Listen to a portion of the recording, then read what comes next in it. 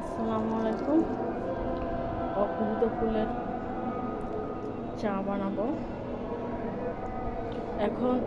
যেহেতু মাগরিব আজান হচ্ছে, সব কিছু প্রস্তুত করে রেখে যাব, নামাজের পরে এসে খাবো। এর কালারটা কিন্তু বেশ হয়।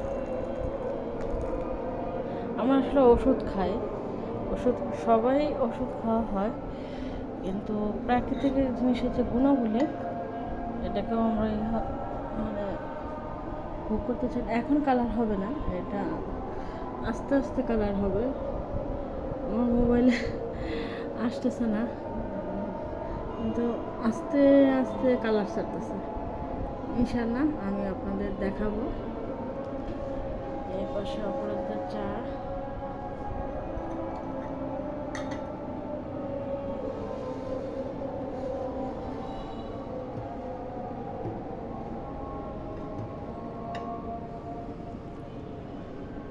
মেথির চা।